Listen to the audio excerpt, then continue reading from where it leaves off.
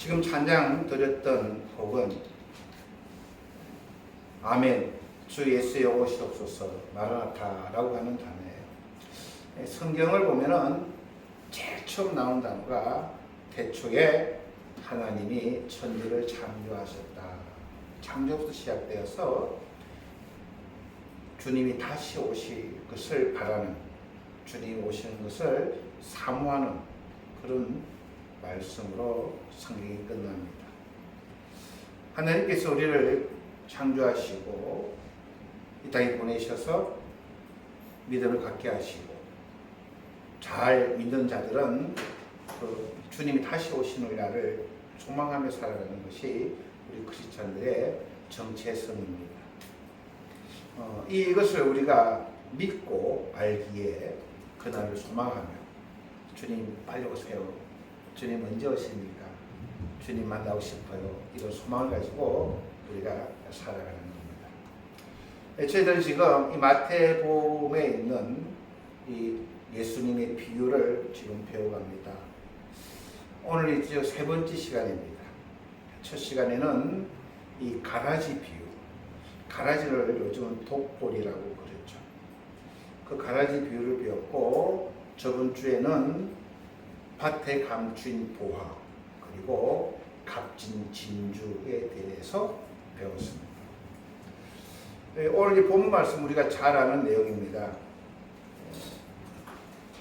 작은 진주, 겨자씨를 밭에 뿌렸더니 이것이 자라가지고 많은 채소보다 더 커져서 나중에는 나무가 되어가지고 이 새들이 와서 거기에 거하더라. 그리고 어떤 여자가 빵을 만드는데 거기에 효모라 그랬죠. 이스터를 넣었더니 그 빵이 커졌더라. 그래서 많은 믿는 분들이 작은 믿음만 있어도 우리가 하나님이 은혜 주셔서 큰 성장을 이루고 정말로 많은 새들이 그 성장하는 나무의 가지에 와서 안식하는, 그래서 믿음 중요합니다 라고 저도 그렇게 설교를 할 수가 있어요. 그러나 오늘 이 본문을 보면은 문맥을 따라 읽지 않으면 많은 분들이 오해할 수 있습니다. 많은 분들이 성경을 읽을 때 본인이 성경 말씀이 있는 것이 아니라 듣는 경우가 참 많습니다. 그래서 저도 신앙생활하면서 목사님들께 들어가지고 이 본문 나오면 주여 겨자씨 같은 믿음을 주시옵소서. 작은 믿음만 주시면 이게 큰 나무가 되어서 우리가 정말로 이 세상에 많은 분들을 안식처를 만드는, 저도 그런 설교를 많이 듣고 그랬는데 제가 설교를 하려고 이 본문을 보니까 좀 다르지 않나라고 하는 생각을 하게 됩니다. 겨자씨는 외적인 성장입니다. 본문을 보니까 그죠? 나무처럼 크게 자랐습니다. 그리고 이 누룩은 내면적인 성장입니다. 정확하게 우리가 하나님 앞에 그런 성장을 하면은 하나님 기뻐하십니다. 성장해야 됩니다. 성장해야 됩니다.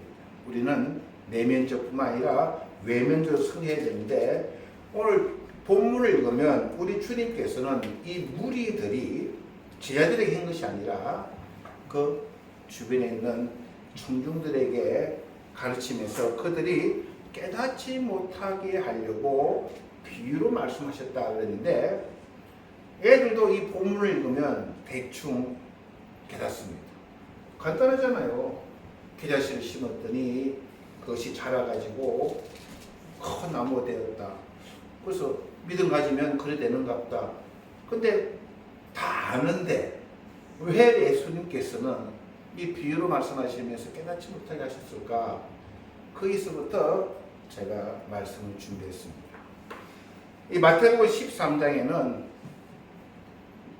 두 종류의 비유가 교차로 나오고 연속으로 나옵니다.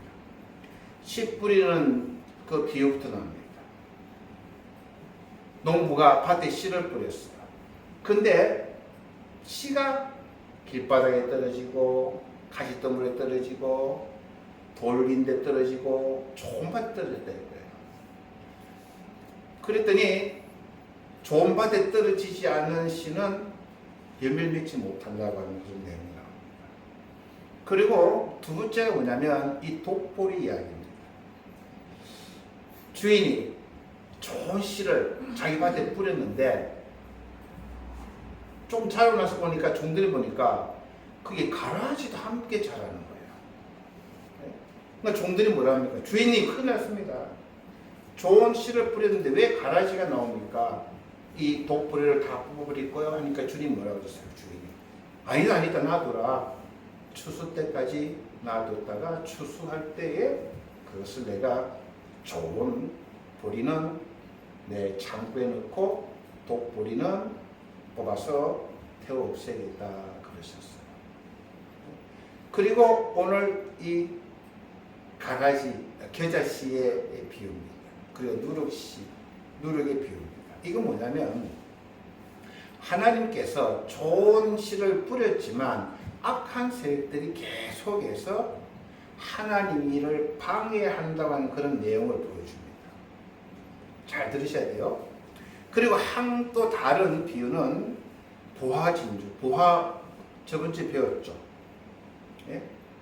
한 농부가 쟁기질 하다가 그 밭에서 순주에 있는 보화를 발견했더니 어떻게 합니까? 그 농부가 자기 모든 가진 재산을 다 팔아서 그 밭을 샀다고 했어요. 천국은 또 값진 진주를 구하는 상인이 좋은 진주를 구하다가 그것을 발견하고 어떻게 해요? 모든 것을 다 팔아서 그 진주를 샀다라고 이야기합니다. 이것을 잘못 오해했죠. 우리는 진주가 누구냐면 우리고 감추어진 보화는 이스라엘입니다. 모든 것을 다 팔아서 산 사람은 예수님이다라고 말했습니다.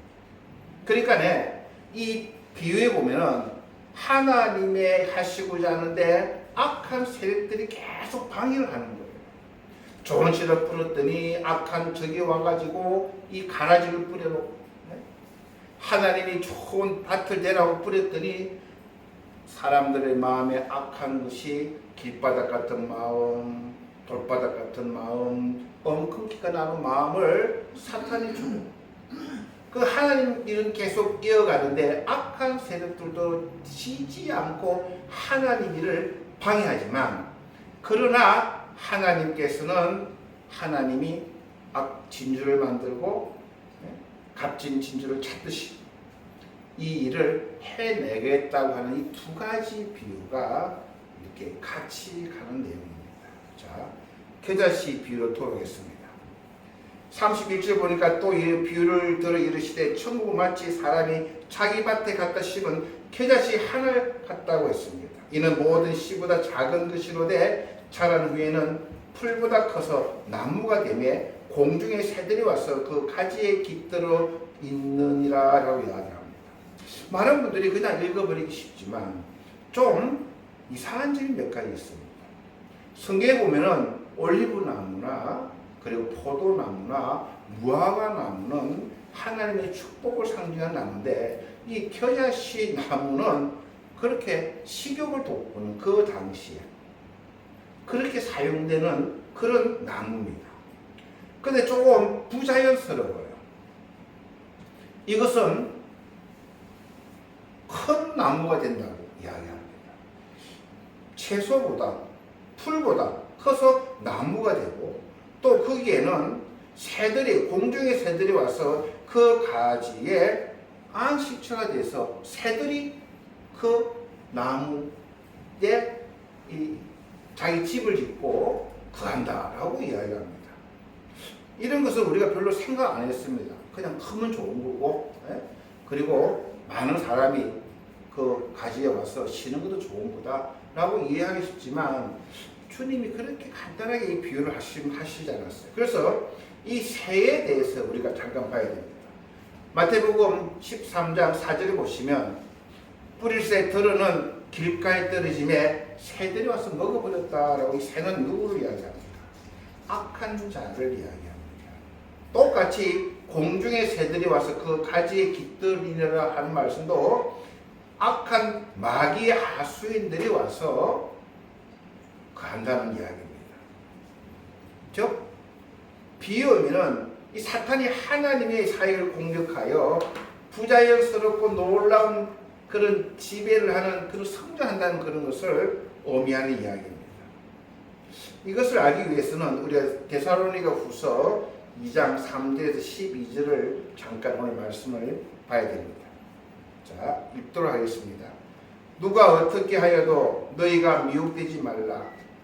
이 본문은 누가 어떻게 너희들을 꼬투리든 너희들을 유혹하든 너희들은 미혹되지 말라 그럽니다. 먼저 배교하는 일이 있고 저 불법의 사람 곧 멸망의 아들이 나타나기 전에는 그 날이 이르지 아니하리니. 이게 무슨 말이냐면 주님께서 오시기 전에 주님이 오셔야 되는데 오시기 전에 어떤 일이 일어나냐면요, 배교하는 일이 있다는 거예요. 하나님을 거부하고 하나님 등지는 일이 있고 또 불법의 사람, 멸망의 아들들이 나타난다는 거예요. 그러고 나서 주님이 오심이 이루어진다는 겁니다. 자, 그는 대직하는 자라 신이라고 불리는 모든 것과 숭배를 받는 것에 대항하여 라고 이야기합니다. 즉 그 불법을 행하는 자들은 하나님을 부인하는 자들입니다.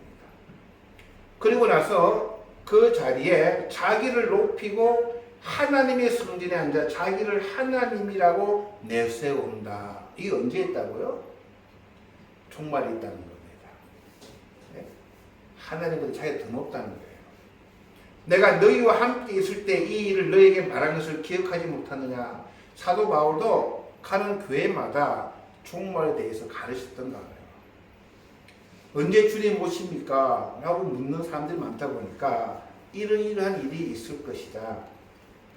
그걸 계속 가르쳤던 거예요. 근데 사람들 그걸 잘 못 기억했던가 봐요.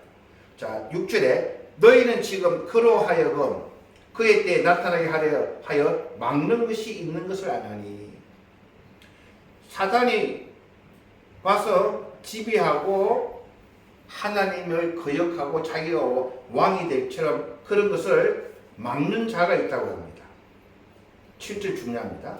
불법의 비밀이 이미 활동하였으나 지금은 그것을 막는 자가 있어 그 중에서 옮겨질 때까지 하리라. 굉장히 중요한 내용입니다. 그런 일들이 활발하게 활동하고 있으나 지금은 그것을 막는 자가 있다는 거예요. 누가 막는다고요? 그 일을? 교회가 막는다는 겁니다. 교회가 적 그리스도를 이단으로 분별하고 판단하고 바른 교회가 그것에 서서 속지 않고 그것에 대해서 경고하고 경중을 올리고 그러는데 그 중에서 옮겨질 때까지. 이 말은 무슨 말이냐면요, 중요합니다. 교회가 휴거될 때까지. 휴거가 되고 나면은 그때는 무법천지가 돼요. 7년 환란이 오는 그것이 하나님의 스케줄입니다. 이게 좀 어렵죠. 네? 자, 그것을 우리가 주님 언제 온다고요? 배교가 일어나요. 하나님을 등지는 사람들이 막 일어나고 불법을 행하는 사람들이 왕성하게 활동하는데 그러나 교회는 그런 가운데서도 그것을 힘써 막아요. 저것은 잘못된 것입니다. 저것은 적 그리스도입니다. 여러분 속지 마십시오라고 교회는 계속 경종을 올려요. 그러다가 교회가 휴거가 돼요. 휴거를 한 말은 뭐냐면 공중에서 주님을 만나는 사건입니다. 어느 날. 네? 저 이번에 또 하나 들었던 이야기입니다. 비행기 조종사는요, 두 분이 하잖아요. 조종사, 부조종사. 식사도 같이 안 한답니다. 음식을 다르게 먹는다. 기내에서도 같은 도시락을 안 먹고 따로따로 먹는답니다. 왜냐하면 잘못돼서 뭐 하면은. 하여튼 우리는 주님이 오실 때 우리는 휴거돼요. 그 뒤로는 대환란이 납니다. 그 후에는 심판이 오는데 오늘 본문을 보니까 이럽니다. 악한 자에 나타나면, 잘 들으세요. 악한 자에 나타나면 사단의 활동을 따라 모든 능력과 표적과 거짓 기적과 불의의 모든 속임으로 멸망하는 자들에게 있으리니 멸망하는 자들에게 있다는 거예요. 잘 들으십시오. 이는 그들이 진리의 사랑을 받지 아니하여 구원을 받지 못합니다. 그러니까 이분들은 어떤 분이냐면 눈에 보이는 능력과 표적과 거짓 기적과 속임으로 그들은 이 진리의 사랑을 받지 않고 이러므로 하나님이 미혹의 역사를 그들에게 보내사 거짓 것을 믿게 하시면 진리를 믿지 않고 불의를 좋아하는 모든 자들로 하여금 심판을 받게 하려 하심이라 그랬습니다. 자, 주님이 왜 겨자씨 이야기를 하셨을까요? 작은 게 심었더니 성장하면 좋잖아요. 나무처럼 성장하면. 근데 그것은 사탄의 유혹이라는 부자연스러운 성장이라는 겁니다. 우리가 믿음으로 성장한다면요, 정말로 시간이 오래 걸립니다. 교회 나와서 말씀을 배우고 말씀을 깨닫고 기도하면서 꽤 시간이 걸리는데 막 이적이 나타나고 기적이 나타나고 표적이 나타나면요, 교회는 꽤 커 보일 것 같아요. 근데 내면을 보면요, 말씀도 없어요. 자기가 하나님이에요. 자기가 기도가 도끼 방망이에요. 주여 주시옵소서 하면, 근데 가만히 보면은 속기 쉬워요. 저는 그것을 부정하는 게 아닌데 잘 들으셔야 돼요. 우리 목사님은 살다 있는 게 아니고 저는 그런 성장이 필요하다고 분명히 이야기합니다. 꼭 우리 성장해야 됩니다. 교회는 성장해야 되고 부흥해야 됩니다. 그러나 하나님 보시기에 주의할 점은 주의해야 된다는 겁니다. 자, 왜 그러냐면요, 이 새라고 하는 것이 아까 말씀드렸듯이 악한 자의 하수인입니다. 하나님 말씀을 확 빼앗아 버려요. 그리고 그렇게 성장한 사람들, 즉 겨자씨와 같은 그러한 나무 위에 그 공중의 새들이 거하더라고 그랬는데 이게 중요한 말씀입니다. 요한계시록 18장 2절입니다. 함께 읽도록 할게요.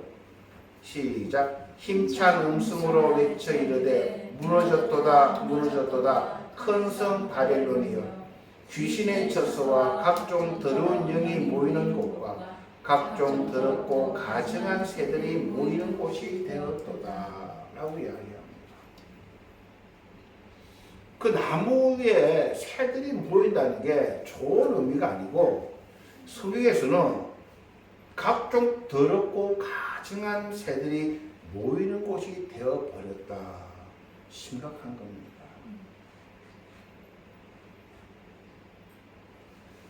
크고 화려하고 그냥 부자연스럽지만은 그냥 커지고 하는 것이 다 좋은 것만은 아님을 오늘 성경은 우리들에게 이야기합니다. 예수님은 사탄이 그런 식으로 우리들을 현혹해서 큰 성장만 되면 좋은 것처럼 큰 나무가 되고 빠르게 성장하는 것이 훌륭한 것처럼 그렇게 우리를 말세에는 유혹할 수 있음을 오늘 비유를 통해서 우리에게 말씀하시는 거예요. 자, 두 번째는 뭡니까? 누룩이 나옵니다. 33절 또 비유로 말씀하시되 천국은 마치 여자가 가루 서말 속에 갖다 넣어 전부 부풀게 한 누룩과 같으니라. 성경에서 누룩은 100% 나쁜 의미로 가르칩니다. 즉 어둠 속에서 작용하는 악한 영향력을 의미합니다. 그래서 예수님께서도 제자들에게 바리새인과 사두개인의 누룩을 조심하라. 바울도 도덕적 악의 누룩과 악한 교리의 누룩을 경계하라 이야기합니다. 이 누룩이 안 들어가는 빵은 못 먹습니다. 그렇죠, 집사님? 빵에 이스트 안 넣으면 빵 어떻게 됩니까? 좀 딱딱합니다. 그런데 이 이스트를 넣으면은 빵이 부드럽고 그냥 후화후화 해가지고 먹기 좋고 입에 넣으면 솔솔 녹아요. 그런데 그것을 주님은 주의하라 하십니다. 먹기 좋고 맛도 나고 부드럽고 그러한 것이 보기에는 좋아 보이지만 그것이 공중의 새들이 깃드는 그 피자시오 나무와 같이 그러한 것이 단단한 음식을 소화하지 못하고 항상 그러한 음식만 먹다가 멸망받을까봐 주님은 주의하라 그렇게 이야기하시는 겁니다. 하나님의 말씀은 딱딱합니다. 굉장히 우리가 소화해내기도 어렵고 미력적이 아닐 수가 있습니다. 어떻게 십자가를 지시고 고난 받으시고 돌아가신 것이 복음입니까? 우리에겐 복음이 되지만 우리는 내 십자가를 져야 됩니다. 고린도전서 5장 6절에서 8절 보시면 이런 말씀을 합니다. 너희가 자랑하는 것이 옳지 아니하도다. 왜 자랑했을까요? 이분들은 예수로 인해서 내가 이렇게 변화되고 이렇게 복을 받았다고 좋아요. 해야 됩니다. 그러나 주의해라는 거예요. 너희 자랑하는 것이 옳지 아니하도다. 적은 누룩이 온 덩어리에 퍼지는 것을 알지 못하느냐. 너희는 누룩 없는 자인데 새 덩어리가 되기 위하여 묵은 누룩을 내어버리라. 우리의 유월절 양 곧 그리스도께서 희생되셨느니라. 이러므로 우리가 명절을 지키되 묵은 누룩으로도 말고 약하고 악에 찬 누룩으로도 말고 누룩이 없이 오직 순전함과 진실함의 떡으로 하자라고 이야기하는 거예요. 우리 믿음 생활하면서 많은 분들이 부드러움을 좋아합니다. 빨리빨리 축구받고 기적 같은 일이 일어나고 정말 그러한 것을 성도님들이 원하시기에 목사님들이 어쩔 수 없이 그런 설교를 합니다. 그러나 주님은 그런 것은 악한 자들이 하나님 일을 방해하는, 결국은 성경에서 보니까 내 머리 위에는 더럽고 가증한 악한 무리들이 나를 지배하고 있는, 결국에는 망할 수밖에 없고 그들의 교주는 자기들이 신이라고 이야기합니다. 한국에 지금 이단이 굉장히 심합니다. 통일교도 문선명이가 신이었어요. 이제는 부인 한학자 여사에게 참 어머님으로 참 신으로 숭배받습니다. 그리고 신천지도 마찬가지예요. 자기가 신이에요. 정명주도 마찬가지. 왜 그렇게 됐을까요?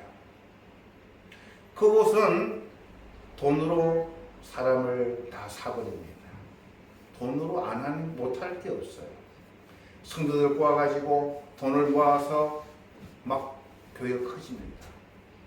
몇 명 모이지 않았던 교회가 막 커지고 기적과 이적이 막 일어나고 막 사람을 속이고 서로 감시하게 하고 전도 안 해오면요 올라가지도 못하는 거예요.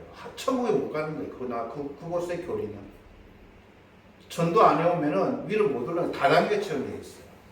전도를 많이 해오면은 거의 간부가 되고 그런 식으로 시스템을 만들어 놨습니다. 겨자씨와 같은 그러한 것으로 사람들을 현혹하는 거예요. 왜 이단에 빠집니까? 하나님의 말씀이 없기 때문입니다. 주님의 이 비유로 경고를 주셨어요. 어떤 경고입니까? 천국은 사탄이 항상 공격하고 있음을 우리는 꼭 기억해야 됩니다. 공격받고 사탄이 우리를 하는 것이 은혜인 것을 오늘 본문은 이야기합니다.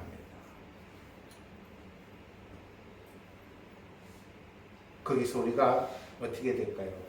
깨어서 준비해야 됩니다.